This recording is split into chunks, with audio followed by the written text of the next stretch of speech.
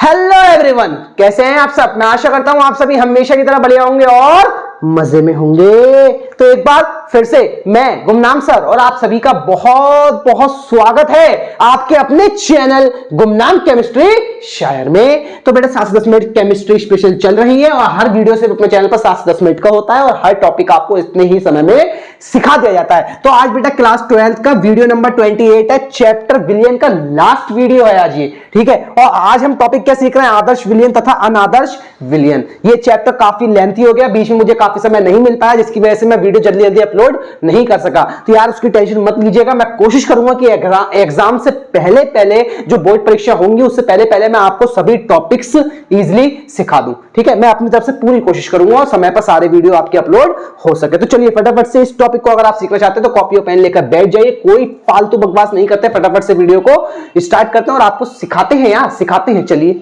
तो देखिए बेटा, सिखाते हैं आपको आदर्श विलयन और अनादर्श विलयन के बारे में। तो देखो बेटा, आदर्श विलयन क्या होता है, सबसे पहले आप इस पे फोकस करना, सिर्फ इस पोर्शन पे फोकस करिएगा, सीख कर जाओगे अच्छे से। देखो आदर्श विलयन क्या होते हैं, ये निम्न शर्तों का पालन करते हैं। सबसे पहली बात तो ये है कि राउल्ट के नियम का पालन करते हैं। अब यार अगर आप विलयन चैप्टर पढ़ रहे हो और आदर्श और अनादर्श विलयन के बारे में पढ़ रहे हो तो राउल्ट का नियम आपका पढ़ा होना चाहिए। और अगर आपने नहीं पढ़ा है तो यार अपने नीचे आपको डिस्क्रिप्शन में टॉप पे लिंक मिल जाएगा, आप अच्छे से जाकर उस प्लेलिस्ट में जाइए और राउल्ट का नियम पढ़ लीजिए। विलयन चैप्टर का हर टॉपिक आपको इजीली मिल जाएगा और कम से कम समय में यार 7 से 10 मिनट के अंदर आप सीख जाओगे।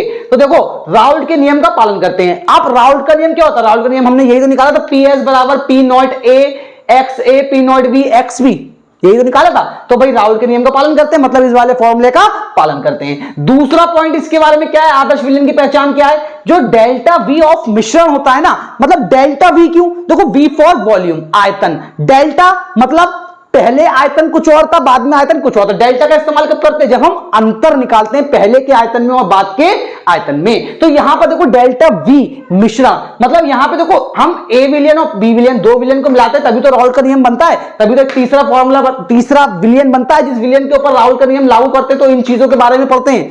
तो भाई पहले इसका आयतन कुछ और था, इसका आयतन कुछ और था, अब इन दोनों का आयतन मिलकर एक नया विलयन बन गया। जब इन दोनों को मिला दिया तो जो नया विलयन बना, जो उसका आयतन होगा वो इन दोनों के आयतन के योग के बराबर ही होगा, उसमें कोई परिवर्तन नहीं होगा। अगला पॉइंट आता है नंबर 3, डेल्टा H ऑफ मिश्रण, डेल्टा H ऑफ मिश्रण। तो डेल्टा H जो होता है ना विलयन की एंथैल्पी, देखो एंथैल्पी मतलब आप एंथैल्पी को कह सकते हो ताप या ऊष्मा की माप। जैसे ये दोनों विलयन जब अलग थे, दो विलयन हमारे पास है ना A और B, तो उन्हीं के बारे में तो बात घूम रही है, ये P not A x A P not B x B, तो हमने A भी विलयन माना है। तो इस विलयन का ताप मान लो सपोज कितना भी था और इस विलयन का कितना भी था, तो जब इन दोनों विलयन को मिलाया जाए तो भी इनका ताप उतना ही रहेगा जितना इन दोनों का अलग अलग पे था। मिलने के बाद भी ताप में कोई परिवर्तन नहीं होगा। तो ये ही क्या कहलाता है, आदर्श विलयन। वो विलयन जो राउल्ट के नियम का पालन करें, जिसमें आयतन में कोई परिवर्तन ना हो और जिसके ताप और ऊष्मा में कोई परिवर्तन ना हो, जो पहले थी मिलने के बाद भी वही रहे, ठीक है। अब ए बी से मिलकर एक विलयन बनाया ना ए बी, तो भाई ए और बी अभी अलग है, तो इनकी जो ऊष्मा थी ए बी बनने पर भी उतनी ही ऊष्मा रहे, ठीक है। अब एग्जाम्पल के तौर पे आप बेंजीन और टॉलुइन को मिला लीजिए, या आप दूसरा एग्जाम्पल एन हेक्सेन और एन हेप्टेन को मिला लीजिए, तो ये जो विलयन बनेगा आपका आदर्श विलयन बन जाएगा। क्वेश्चन में पूछ लिया था तो आप इसको अच्छे से याद कर लीजिएगा। सेकंड क्वेश्चन क्या है, सेकंड टॉपिक क्या है हमारा, अनादर्श विलयन। अब जाहिर सी बात है ये आदर्श थे, तो जो इन शर्तों का पालन ना करे वो अनादर्श बन जाएगा।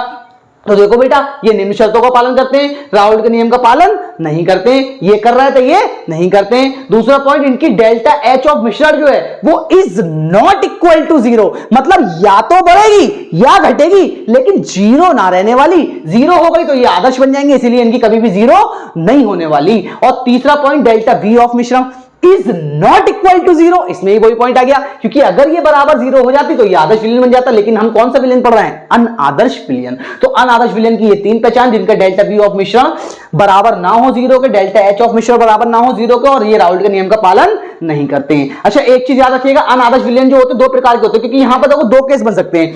अगर ये बराबर जीरो नहीं है तो या तो इसका मान बढ़ेगा, पहले कुछ था बाद में कुछ बढ़ जाएगा, या घटेगा। तो जो दो प्रकार होते हैं वो दो प्रकार भी मैं आपको यार इतने ही समय में सिखा दूंगा।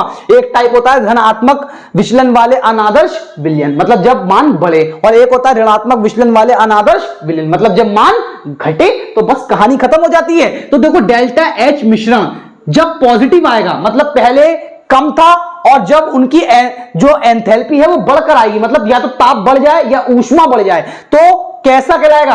अनादर्श विलयन होगा। लेकिन अनादर्श में भी कैसा? धनात्मक वाला, धनात्मक विचलन वाला। और डेल्टा वी ऑफ मिश्रण भी उसकी कैसी होगी? पॉजिटिव होगी। और इस तरीके से ये जो राउल्ट का नियम है, तो ये जो ये जो पोर्शन है ये वाला पी नॉट ए और एक्स ए, ये पी ए के बराबर तो होता है भाई। जब विलयन निकालते हैं पी एस तो इसी को तो जोड़ते हैं P A plus P B.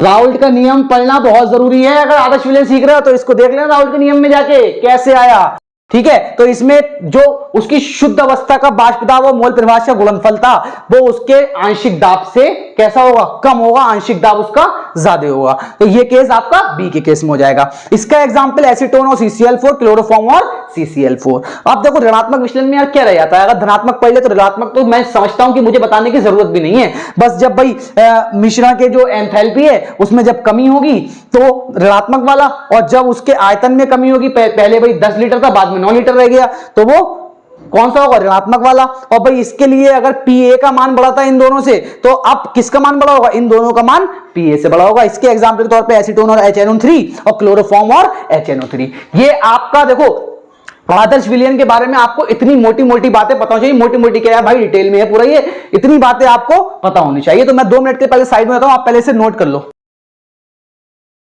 हाँ भाई बेटा नोट हो गया? तो यार अगर नोट हो गया और समझ में आया है, एक लाइक बनता है। और साथियों के साथ यार वीडियो को शेयर करो, जिससे वो भी यहां पर आकर केमिस्ट्री को रटना और पढ़ना बंद कर सीखना शुरू कर सके। तो बेटा मैं इसी के साथ अलविदा लेना चाहूंगा। फिर मुलाकात होगी आपसे एक नए और धमाकेदार वीडियो के साथ। हाँ, जिन्होंने वीडियो पूरा अंत तक देखा है तो एक बात सुन लो यार, मैंने बोला है कि अब जो अपना जैसे विलियन चैप्टर पूरा खत्म हो चुका है और अभी समय बहुत कम है, किसी कारणवश बीच में मैं वीडियो अपलोड नहीं कर पाया, तो चैनल पे बहुत ही वीडियोस पेंडिंग होगा, जिससे टॉपिक बहुत पीछे चल रहे हैं अपने। तो यार उससे घबराने की कोई दिक्कत नहीं है। मैं अब हर चैप्टर्स के कुछ वीडियो डालूंगा, जिससे आप अच्छे से एग्जाम की तैयारी कर सको और एग्जाम से पहले पहले आप सभी सीख सको, ठीक है। तो हम ऐसा नहीं करेंगे कि एक चैप्टर खत्म हो जाएगा तभी नया स्टार्ट होगा। हम सारे चैप्टर्स को साथ लेकर चलेंगे और एक साथ अच्छे से सीख जाएंगे। तो बेटा इसके साथ अलविदा लेता हूं, फिर मुलाकात होगी आपसे एक नए और धमाकेदार वीडियो के साथ।